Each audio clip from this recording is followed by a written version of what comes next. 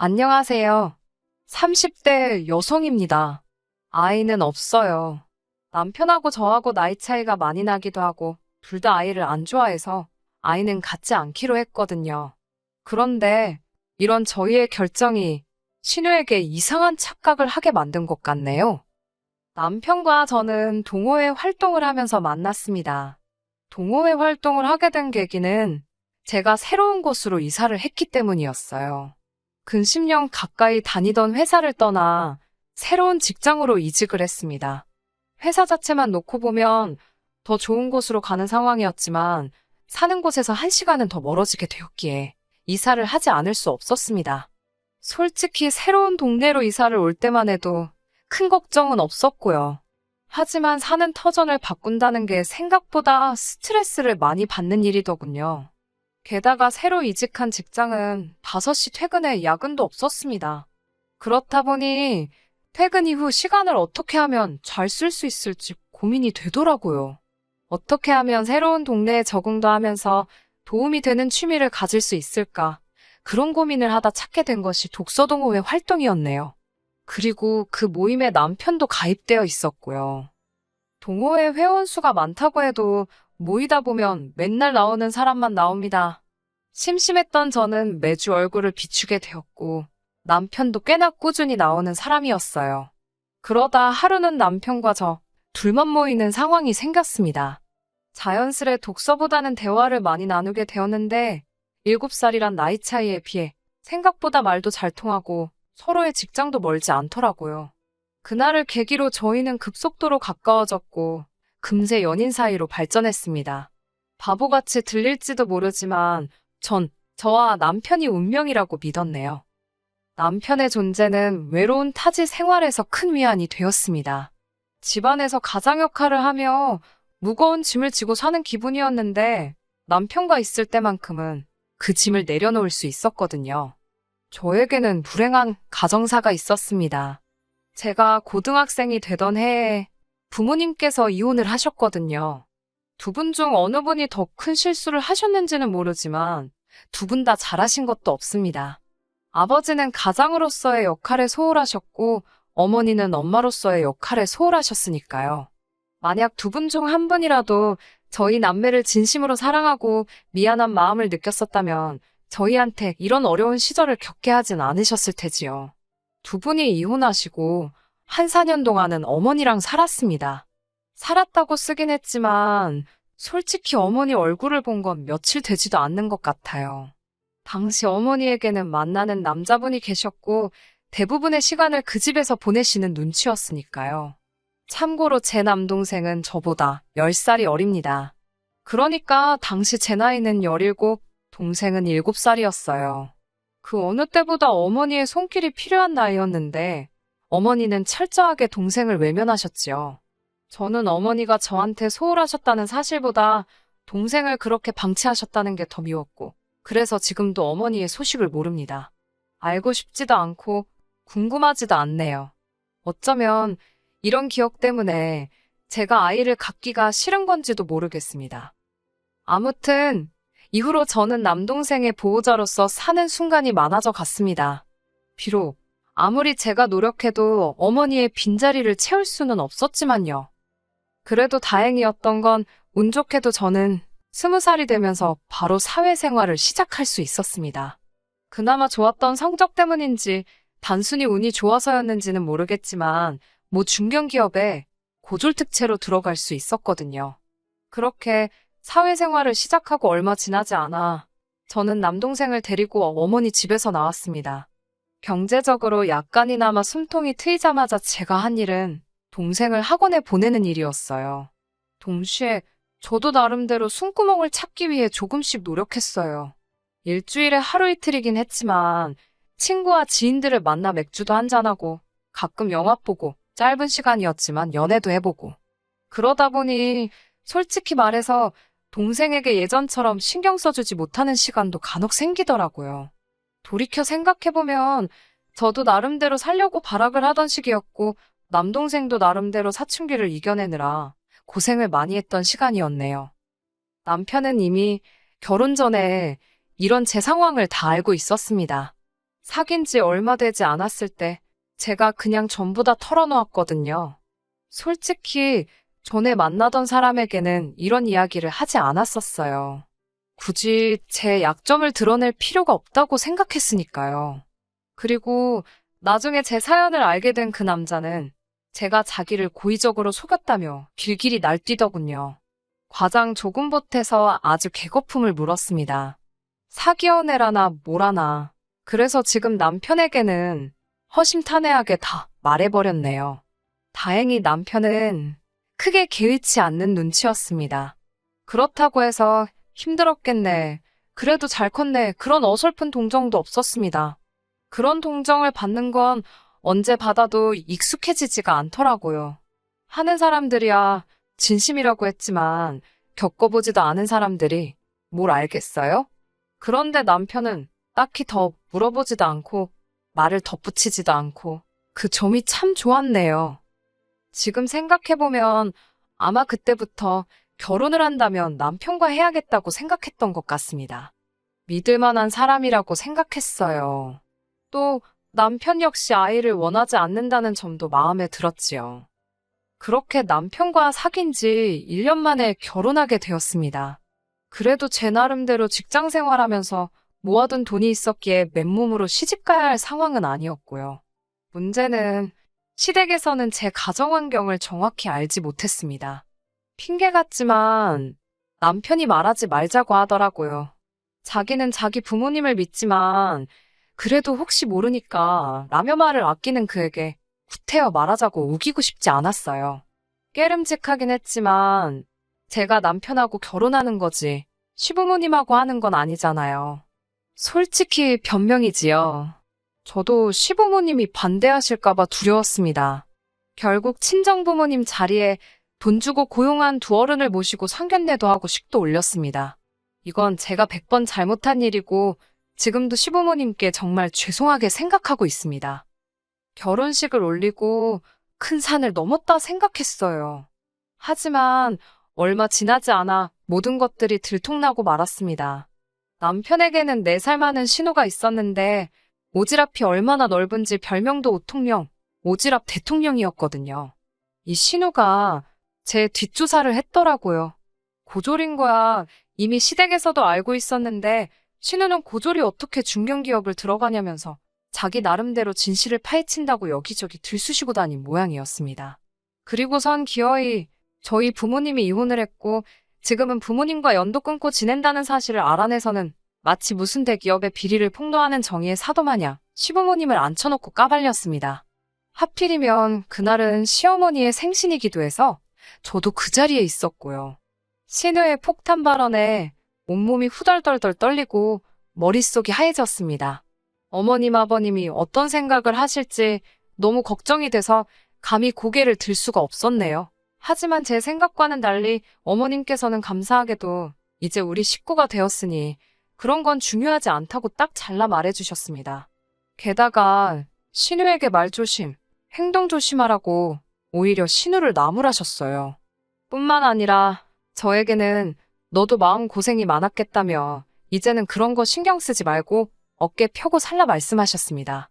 그제서야 신우도 더는 찍소리도 못하더군요. 지금도 그날을 생각하면 감사한 마음뿐이네요. 그 이후로 저희 부부와 시부모님의 사이는 나날이 돈독해졌습니다. 신우 덕분에 모든 것이 드러나니 저를 포장할 필요도 과장할 이유도 없었으니까요. 시부모님을 친부모님이라 생각하며 진심을 다해 따랐습니다.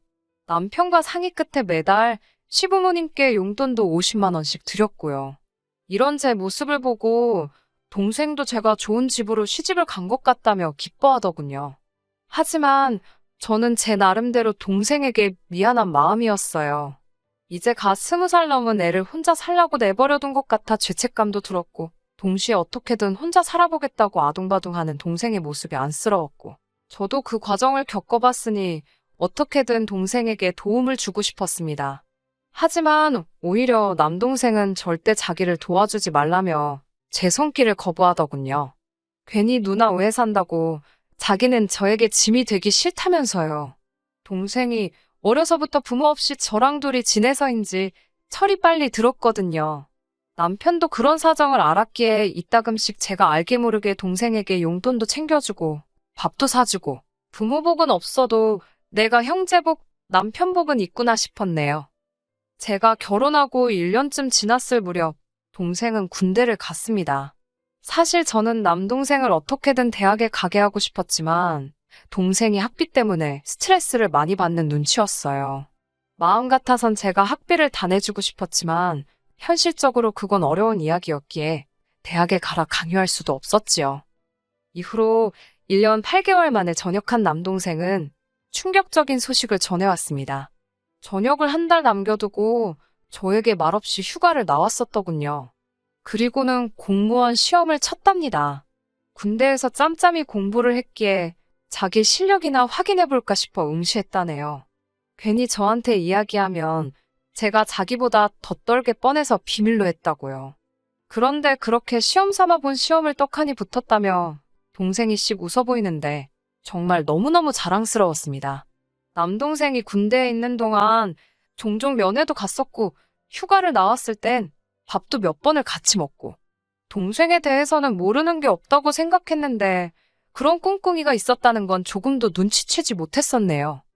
그런 동생을 보며 이번만큼은 동생에게 도움을 꼭 주고 싶었습니다. 저녁 이후로 당장은 저희 집에 머물고 있는 상황이었고 남편도 원하면 같이 살자고 했지만 동생은 한사코 이를 거부했어요. 신세지기도 싫다 했고 어차피 동생이 다니게 된 직장과 저희 집이 왕복 3시간이 넘게 걸릴 만큼 멀기도 했네요. 이제 곧 출근한다는 기쁨도 잠시 동생의 얼굴이 하루가 다르게 어두워져 갔습니다. 저에게 터놓고 말은 못하는 눈치였지만 전전긍긍하는 게 다 보이더라고요. 그런 동생을 보며 이번만큼은 동생에게 도움을 꼭 주고 싶었습니다. 제가 그래도 수입이 나쁘지 않았고 그간 시댁에 꾸준히 용돈을 드리고 있었던 것에 반해 친정에는 따로 용돈을 드린 일이 없었으니 이번만큼은 동생에게 도움을 줘도 괜찮겠다 싶었고요. 그렇다고 제 마음대로 혼자 결정할 수는 없었으니까 남편에게 이야기를 했어요. 남편 돈은 손대지 않고 제 적금으로 동생 보증금 정도는 도와주고 싶다고요. 남편도 시원스레 그거 좋은 생각이라며 제 의견에 동의해 주었습니다. 서울이라면 어림없었겠지만 다행히 서울이 아니었던지라 보증금 3천에 월세 40에 빌려 월세를 구할 수 있었습니다. 그리고 고맙게도 남편은 이 모든 상황을 이해해줬을 뿐만 아니라 기뻐해주기까지 했어요. 남동생도 저와 남편에게 정말 고맙다며 어떻게든 이 보증금은 꼭 갚겠다고 그러던걸요. 이후로 남편은 시부모님과 신우가 있는 자리에서 제 남동생이 군대에서 공무원 준비를 한 거며 합격까지 했다는 이야기를 마치 직접 보기라도 한 듯이 장황하게 설명을 하는데 어찌나 재미있고 뿌듯하던지요. 하지만 그쯤에서 멈췄으면 좋았을 텐데 남편은 그런 처남에게 제가 월세 보증금을 해줬다는 이야기까지 늘어놓았습니다. 솔직히 듣는 순간 아차 싶었지만 의외로 시부모님이나 신우 둘 다 별 반응이 없었습니다. 마음 한구석이 찝찝했지만 이미 엎질러진 물이었지요. 그리고 얼마 전에 있었던 일입니다. 신우에게서 전화가 왔어요. 결혼 초에 신우가 제 뒷조사를 했던 일 때문에 솔직히 지금도 신우와 제 사이는 껄끄러운 편입니다. 괜히 신우한테 약점 잡히는 거 아닌가 싶어서 저도 모르게 말 한마디가 조심스러워졌고 그러다 보니 같이 있으면 왠지 불편하고 그렇더라고요. 원래 신우랑 올케가 친해지기 힘든 사이라잖아요. 그런 신우에게서 전화가 먼저 걸려왔을 땐 저도 나름대로 놀라기도 했고 직감적으로 좋은 내용은 아니겠거니 싶었습니다. 옆에 있던 남편에게 전화기를 넘기며 대신 통화해달라니까 그럼 신우가 저를 얼마나 얕잡아 보겠냐며 그냥 받으랍니다. 여차하면 자기가 나서겠다고요.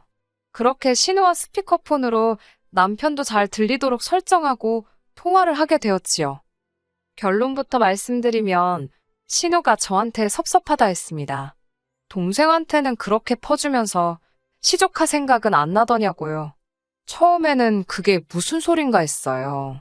일찍이 결혼한 신우에게는 제 남동생과 1살 터울의 딸아이가 있거든요. 솔직히 신우랑 저랑 사이도 안 좋고 하다 보니 명절이나 돼야 얼굴을 볼까 싶을 만큼 대면대면한 사이입니다. 그런데 그 조카 아이를 들먹이면서 자기 조카가 대학 들어갈 때는 겨우 용돈만 주고 땡치더니 동생은 보증금을 해줬냐면서 서운하다는 거예요. 아무리 시적하래도 제 친동생하고 비할 바가 되나요? 제가 외숙모로서 용돈이면 충분하지 뭘 더 해주냐고 물어봤습니다. 기분이 나빴지만 최대한 웃으며 부드럽게 물어봤어요. 그러자 신호한다는 말이 가관이었습니다. 어차피 저희는 아이도 안 낳을 건데 그러면 결국 나이 들어서 자기 딸한테 의지하고 살게 되지 않겠냐입니다. 나중에 자기 딸한테 그래도 아쉬운 소리라도 하려면 지금부터 잘해야 되는 거 아니냐며 자기 딸이 다음 학기 즈음에서 교환학생으로 미국에 가고 싶어 하는데 돈 좀 보태달라더군요. 어처구니가 없어서 얼마를 말씀하시는 거냐니까 제 동생에 준 보증금만큼 달랍니다. 제가 어이가 없어서 못 들은 걸로 하겠다 했습니다. 그러자 신호가 잠깐만 기다리라더니 어머님을 바꿔주더라고요. 순간 너무 당황스러웠습니다. 남편도 옆에서 화가 많이 난 눈치였어요. 그런데 어머님 목소리가 나오니 남편 눈이 동그래지더라고요. 어머님께서도 저한테 어떻게 그럴 수가 있냐면서 서운하시답니다. 온 가족이 제 어두운 과거와 거짓말을 덮어주었는데 어떻게 너는 네 핏줄인 사람하고 아닌 사람으로 선을 긋냐고요. 동생하고 조카하고 나이대도 비슷한데 동생 어려운 건 신경 쓰이고 조카는 생각도 안 나더랍니다. 솔직히 신우가 돈 달라 소리했을 때는 진짜 개념 없네라고 생각만 했지 속이 상하거나 마음이 아프진 않았거든요. 그런데 생각지도 못하게 어머님이 조카를 챙기시면서 저를 나쁜 사람으로 만드시니 뭐라고 표현을 할 수가 없었습니다. 그래도 어머님만큼은 저를 이해해 주시고 진심으로 품어주시는 거라 생각했는데 배신감도 느껴지고 그런 제 마음은 아랑곳하지 않으시고 어머님께서는 제가 솔직히 예단이라고 해온 것 중에 뭐 변변한 거나 있었냐면서 이참에 시조카한테 한번 인심 크게 쓰고 다 묻고 가zap니다. 진정한 가족으로 거듭나면 저도 좋고 당신들도 좋고 다 좋아질 거라면서요. 왜인지 눈물이 자꾸 나오려고 하는 걸 억지로 누르면서 어머님이 저를 그렇게 생각하고 계신지 몰랐다 했습니다.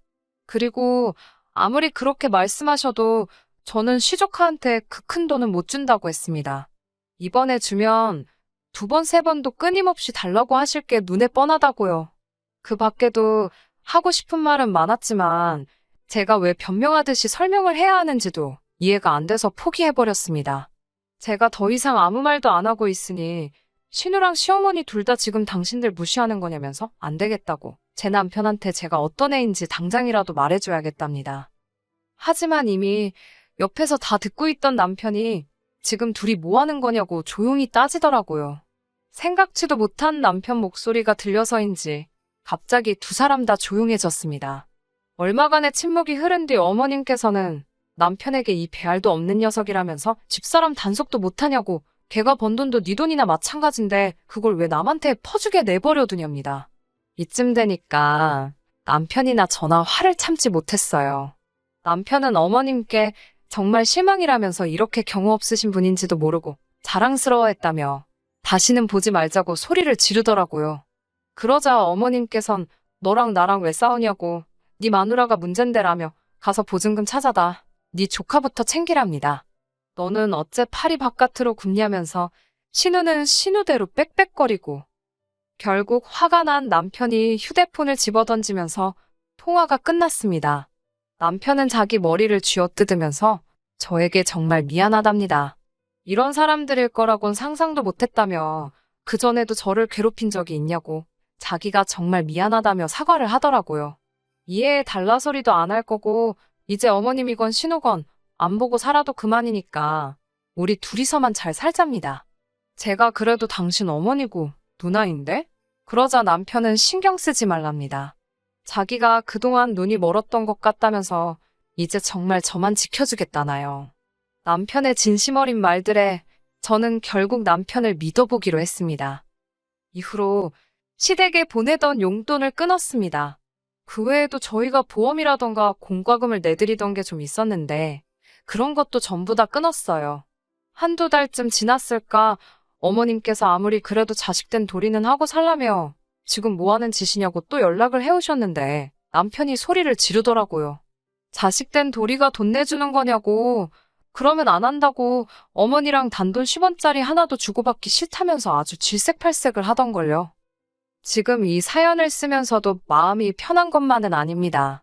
그래도 사랑하는 남편이 제 옆을 든든히 지켜주고 있으니 슬프지만은 않네요.